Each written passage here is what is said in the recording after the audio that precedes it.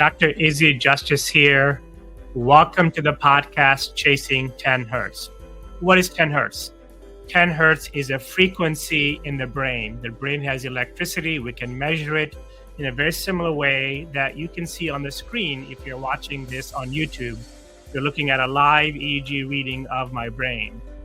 We have asked people, as many other scientists have, when you are performing at your best, when you're in that zone state, in that flow state, in that high-performing state, what is it that you're thinking, feeling, doing? The answers, irrespective of any human endeavor, seem to be the same. I was calm. I was focused. Things felt slow. I was at peace. I was relaxed. I was confident. We have found a correlation between these attributes of when we are performing at our best, the best version of ourselves, and the frequency 10 hertz. In this podcast, we are going to explore videos of people who have done amazing things and look for those attributes, as well as have guests, average people, ordinary people, amazing people, and explore this concept of chasing 10 hertz. Hi, everybody. Dr. Izzy Justice over here. Welcome to episode number 8, The Power of Neuro Breaks. It's been a while since I've done a podcast because I've really been doing a lot of research and been testing out a lot of amazing things when it comes to the brain. I'm really excited about this podcast because I want to share with you possibly a game-changing way of thinking about your day, whether it's a personal day or a work day or a school day. So let's talk about breaks. What are they? And we already do a ton of these breaks. For example, we take vacations. Why do we take vacations? Because we want a break. Why do we need a break? Just think about it. We go on vacations because we want to de-stress. We don't want to burn out from what we're doing, so that when we go back to whatever it is that we have to do, we kind of feel a kind of a reset or feel a little bit fresher. So the model of taking vacations, whether it's a couple of weeks a year or longer, if you're depending on your job and the part of the world that you live in, it's not a strange concept. It's quite normal. We take vacations because everybody realizes we need those breaks for the reasons that I just shared. But what are other types of breaks? Well, we take weekends. So typically, most of us work 5 days a week and we take 2 days off. So that's another break. Well, why do we take 2 days off?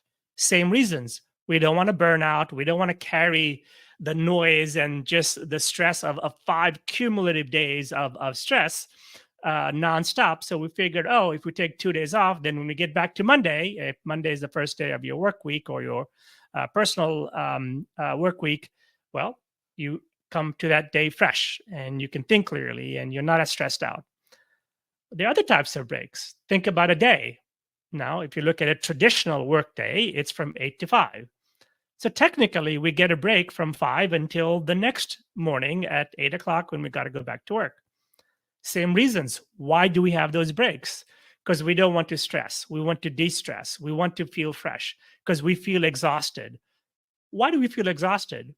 Because most of us, the kind of work that we do, but also in our personal lives, we are using our brains. We are using our brains all the time, whether we know it or not. 85% roughly of all the work that our brain does is subconscious. It's always on guard. It's keeping you from danger. It's monitoring the temperature outside, the smells, the sights and sounds. And if anything, is a threat to you, it will alarm you. So our radar system using our senses is constantly on, but also verbally and intellectually. If you're in a meeting or you're talking to somebody else and this is something harmful or hurtful to you, well, you need to be alerted to that. And maybe you want to get away from that situation or from that person. So our brain is doing a ton of work, and our brain is soft tissue. It's not copper and aluminum wire. It is soft tissue. So the brain really needs a rest. It needs a break. And the biggest break that we take is sleep. And I've already done a podcast on sleep where essentially we're repairing all of that soft tissue in our brain that's getting burnt out, that's getting exhausted, again, because it's a live, breathing soft tissue. These neurons and neural pathways and all the glands and cortexes and lobes in our brain, they're all constantly working, frankly, even when we are sleeping. So Everything that I just shared with you might be obvious to you, but what I really want to talk about is that the kinds of breaks that we now live in are not enough. Vacations are no longer enough. Weekends are not enough. The end of the day work shift, so 8 hours work and, the rest of the time, 16 hours not working, even that is not enough. And it's not enough for all the reasons that I've shared in my other podcast, which is that the amount of stimuli that our brains are consuming because of the mobile devices. A mobile device, by definition, is something that is on you, it is going with you wherever you go, typically a cell phone, but maybe other forms of mobile devices. Every spare moment that we have, every break that we get in whatever day we have, what do most of us do subconsciously? Well, we take out our phone, we put our head down, and we start stimulating that brain. So it's not really a cognitive break. It's not really a break that we're taking, even if we have time break. So within the work day, lots of companies are giving you the option to take lunch. There maybe have a gym nearby. Maybe they have a ping pong table or a foosball table or something that you can do. So the challenge that we are now faced is that we need more breaks during the course of the day, whether it's a personal day or a work day, because the amount of stimuli that we are consuming is way too much. There's no other generation of human beings that, number one, has this much access to stimuli, and then number two, this much constant access to stimuli. And so most of the breaks that we think of, they're time based. I go to the gym, I play ping pong, I go for a walk. These are time centered or activity centered breaks. So, what I want to share with you is to think about a break in a different way. So, think of a break as a cognitive break, and that are a lot easier to integrate into your workday, that aren't necessarily based on time, or at least the length of time, or even the activity. Are there breaks that we can do maybe between a meeting? Just like we have a break between the end of each day and the next day, or after 5 days of work, 2 days of vacation to prepare for the next week, or a vacation so that when you come back, you are fresh. I want to argue that we need breaks between one meeting and the next meeting, between one event of in your personal life and the next event, because all of these events are requiring us to be the best version of ourselves. So we need a different model to integrate, not in lieu of those other breaks, the traditional breaks, but in addition to. So I want to introduce you now to the concept of neuro accounting. So neuro accounting, this is a concept. This is not a real thing. But I want you to imagine that every day when you wake up, roughly you have $100. And that $100 is the amount of sort of brain power that you have. Again, this is not real. This is a concept, but it works very effectively. And I've been using it. I've written about it in my last book 7 or 8 years ago. On the screen, if you're watching this on YouTube, or if you're just listening this, I am showing basically a neuro accounting table. And I followed somebody, a physician, a doctor, and I asked her, okay, let's imagine that you have $100, and based on the activities that you're doing, we're either going to add to that $100 or we're going to subtract to that $100, because where your brain or your cognitive balance account is at any point in the day should dictate the nature of the break that you need. So let's do this example. So she said to me that when she woke up and, she got hugs from her family. So she felt by the time that she left home on this particular day, her bank account, her cognitive bank account, was at $120 because she got $20 more from all the hugs and kisses from her family. Well, she got stuck in traffic. So now she was late. So she said by the time she got to the clinic, that $20 deposit that she got from her family was all gone because she was stressed out about being late, about not being able to see her patients or getting behind even before the day started. She said that the first patient, so now she's back to $100. She said that the first patient that she saw went amazing and gave her another hug, so she felt great. But the next 4 patients that she saw said completely drained her. And by the time she got to 10 o'clock in the morning, she was completely depleted and she felt like she was well below $100. And so she went outside for like 10, 15 minutes during her lunch break, didn't have time to eat. And she said she got about $10 back, but she had to finish her shift. And so by the time she even got to home, she felt she was at minus $60. So you see how this works. This is subjective. This is all based on how you feel each activity that you are doing in your personal life, in your work life, is costing you. If you have a Zoom call or a meeting in person in a conference room and it goes really, really well, and you come up with a brilliant idea as a person or as a team, you're probably at $200. You're feeling amazing. But if there's a lot of bickering and arguing and fighting and you don't get anywhere and the variables have changed, well, you might be at a minus $100. So the nature of the breaks that you have to take have to be quite different. In that moment in time, there are not many options that you have. You can call timeout like a coach and say, oh, I'm in the middle of this thing. I can feel my bank account going really low. Everybody time out. Let's go for an hour walk and then come back. The luxury of time and activity is not convenient during the course of your day.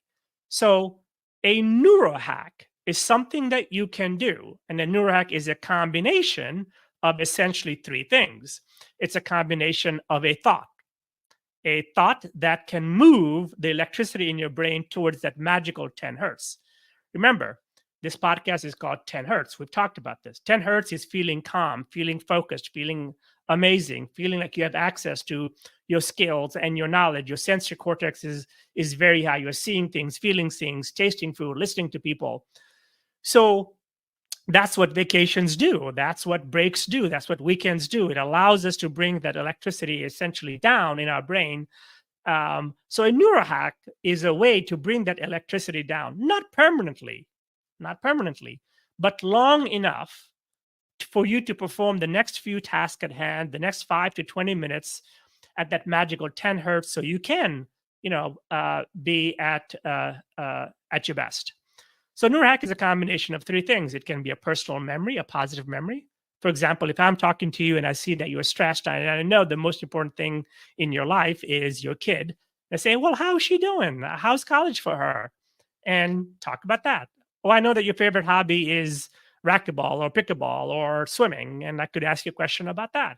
So I'm triggering in you a memory that I know is going to shift the neural pathways in your brain towards a much calmer state. I can also do a physical neurohack. So this is something that we can do physically. So one of the most common ones, several hundred years old, are breathing neurohacks. So those are common, but there are other forms of neurohacks where you can use your hands or your feet, where we're activating essentially our vagus nerve or the parasympathetic nervous system. What that does is sends a signal to your brain that says, oh, this is not real danger. Real danger is there's a snake that's about to bite me, or there's a fire coming, or a lion that's going to come in and eat me. So we have an app where we have a repository of about 30 of these physical neurohacks that all take about 10 seconds. So in this chart that you're looking at, and for those of you that are listening, we show you these physical neurohacks. And this is a third-party validation where you can see over here, most of the neurohacks take about 10 seconds, and they can increase your flow state. So your flow state is like being in a zone or a Zen state or a very highly meditative state. So flow is a very common term, but this third-party measured flow state as three biomarkers: the reduction of EEG, the reduction of heart rate, as well as the oxygen level in your brain. But just one of these neurohacks, like our famous 10-2 physical neurohack, where you squeeze something really tight and then you slowly let it go. Just that neurohack, which takes 10 seconds, can increase your flow state from 36% to about 107%, and your heart rate as well. So 10 seconds we can make time for. And in the app that I was referencing, so the name of the app is called Neuro 580. I'm going to gift you guys a code that you can use to access this app for free for the next 90 days. But in the app, it'll ask you, are you red, yellow, or green? Now, what is red? Well, red means I'm completely stressed out. Yellow means I'm normal. Green means I'm amazing. I feel really good. It'll then ask you, where are you? Are you at home? Are you at work? Are you driving? Because those generate AI and algorithms based on the time and the privacy that you might have. But it's basically 2 clicks. Am I red, yellow, or green? Where am I? And then it's going to present you on one screen 3 neurohacks: a personal memory that will trigger your brain, a physical neural hack like the one that I just talked to you about, and a visual image. The AI and the machine learning we have in this app will go through your photo album. And if you're red, it will give you pictures of videos of your family members. If you're yellow, it'll give you pictures of events, things that you're celebrating. And if you're green, landscape kinds of things. Now, think about a physical office space that most of us have or used to have. Most of us decorate that with pictures of our family members or our pets or things like that. But how often are we physically there? And how often are we physically looking at those pictures? And it's the same picture. So most of us have thousands of pictures on our phone, and most of us don't look at those pictures past maybe the ones that you took last week. Yet those are our personal memories. And I always tell people that the most underutilized asset that we have as human beings are our past positive memories. We don't use them enough. I've done thousands of EEG scans on people and have them trigger a past memory, show them a picture of something they haven't looked at, maybe when their kids were little playing a soccer game. And it's amazing what happens to the brain in terms of calming them down and going towards that magical 10 hertz. So, a neural hack is a neuro break. It is a break that are easy to integrate into your workday to add to all of the other breaks that we already do, for which we have very good reasons. So, I invite you to go to your app store, whatever it is that you use, download the app called Neuro 580. Use the code Neuro90. And if you use that code, it'll be free for you for the next 3 months. Start to integrate these neuro breaks into your workday. Become a cognitive accountant. Take inventory of the things that are happening to you. This is more of a fix it as you go model instead of waiting till the end of the day when you're done with your shift or done with your day, when you're already so down in your cognitive bank account that you can barely sleep now. Or if you do get to sleep, you wake up in the middle of the night still processing all of the things that you're doing during that you did during your day. So I encourage you to add neuro breaks, these neuro hacks, into your workday and get to that magical 10 hertz. Reduce your end of day stress. Good luck